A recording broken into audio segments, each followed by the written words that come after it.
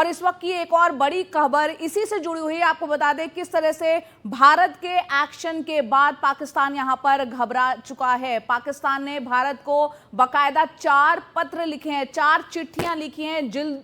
सिंधु जल संधि पर विचार करने की उसमें अपील की गई है पाकिस्तान के द्वारा। जब से यहां पर हम देख रहे हैं कि सिंधु जल संधि को स्थगित किया गया है भारत के द्वारा, उसके बाद से पाकिस्तान बौखलाया हुआ है। अभी तक 4 लेटर्स वो लिख चुका है भारत को और लगातार जो है इसके बाद जो है वो घबराया हुआ है पाकिस्तान ने, बल्कि जो है अपील की है। हालांकि भारत ने उस अपील को ठुकरा दिया है।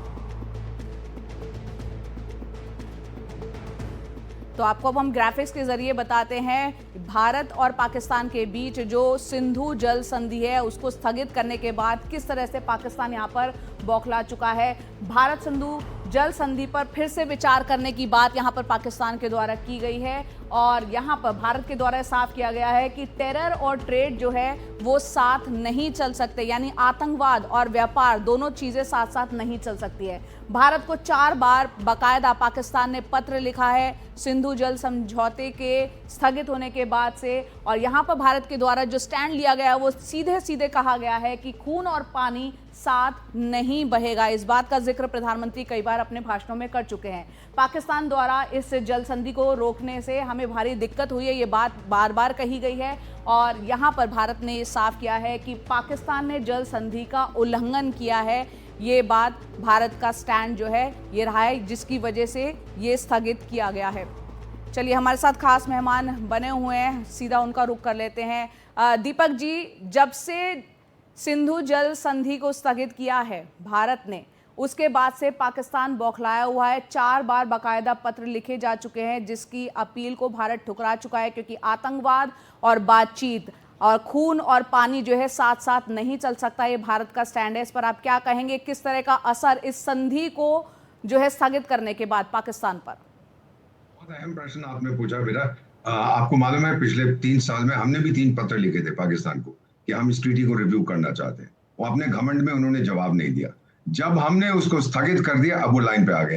पहले जब हम पाकिस्तान से बात करते थे, जनरल साहब जानते हैं, वो कहते थे बस कश्मीर का मुद्दा सॉल्व हो जाए, फिर चंद्रमा पर तूफान नहीं आएगा, मंगल ग्रह ठीक हो जाएगा, पैसिफिक ओशन में कुछ तकलीफ नहीं होगी, सारी दुनिया में खुशहाली होगी।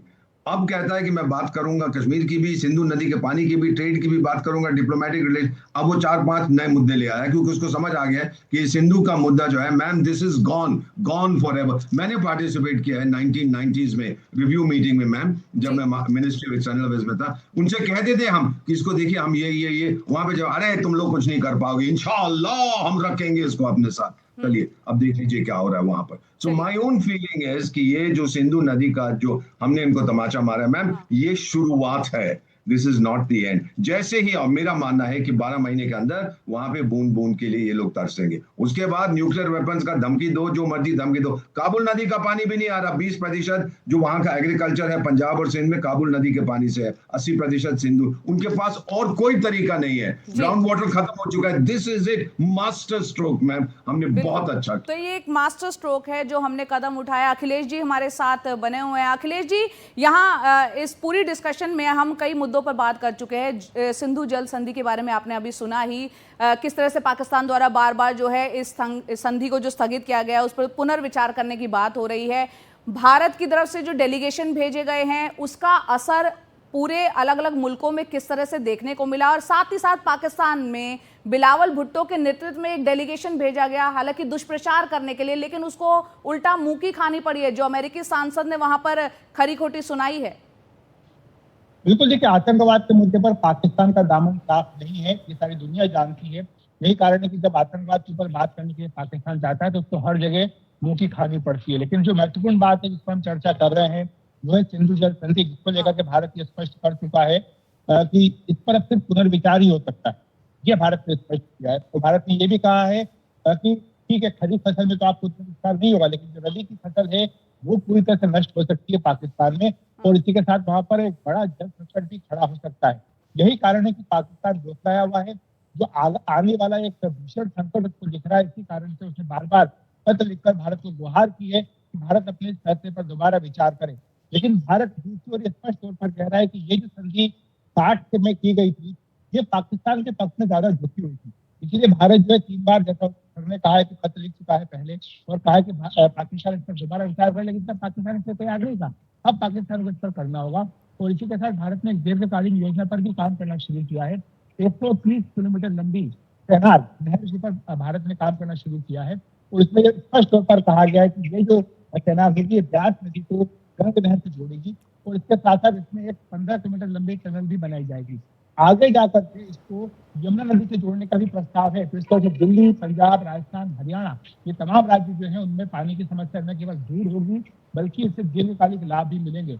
ये बहुत बड़ी योजना है। कहा जा रहा था कि इसमें 3 साल लग सकते हैं, लेकिन सरकार कोशिश कर रही है कि इसको 2 साल में पूरा कर लिया जाए। यानी भारत के पास अपना पूरा प्लान ऑफ एक्शन तैयार है सिंधु जल के इस्तेमाल को लेकर। जी बिल्कुल। अखिलेश जी हमारे साथ सिवाद साहब भी है। सिवाद सर, यहाँ पर जिस तरह से भारत ने शुरुआती दौर में ही ये फैसला कर लिया, कितना बड़ा मास्टर स्ट्रोक इस सिंधु जल संधि को लेकर आप मानते हैं? देखो, बहुत बड़ा मास्टर स्ट्रोक है। और एक सबसे इम्पोर्टेंट चीज है कि ये इंडस वाटर ट्रीटी जो 1960 में साइन की थी, भारत ने बड़ा दिल दिखाया था और अभी समय आ गया इसको रीनेगोशिएट किया जाए। और ये एक अच्छा मौका मिल गया कि हमने जब इसको सस्पेंड कर दिया, हेल्ड इन अबेंस है, पाकिस्तान अपने घुटनों पे आ गया।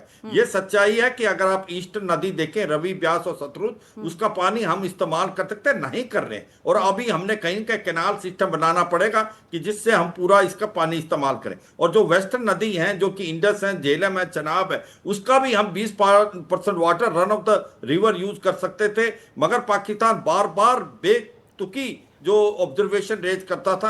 अब मुझे लगता है पाकिस्तान को समझ आ जाएगा। अब हम इसको अपने हिसाब से रीनेगोशिएट करेंगे।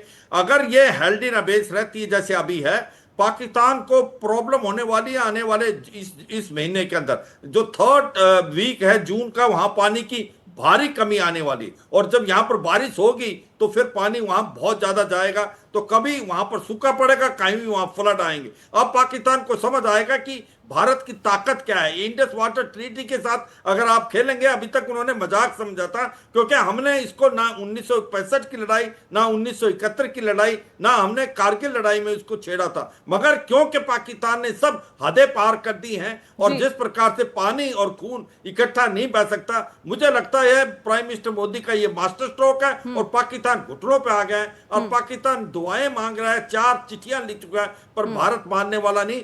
भारत को अभी रीनेगोशिएट करना चाहिए, क्योंकि ये जो ट्रीटी है इसका पानी ज्यादातर पाकिस्तान को जा रहा था, बल्कि भारत में जाना चाहिए। एक और है जय कि इनकी जो नीलम नदी है, जो किशन गंगा जिसको भारत बोलते हैं, वो जाती है पीओके में। उसका मुंह मोड़ के इन्होंने पाकिस्तान की जो है पंजाब की तरफ कर दिया है। तो ये तो पाकिस्तान का असली चेहरा है कि पाकिस्तान पंजाब के अलावा बाकी किसी प्रोविंस का ध्यान नहीं देता।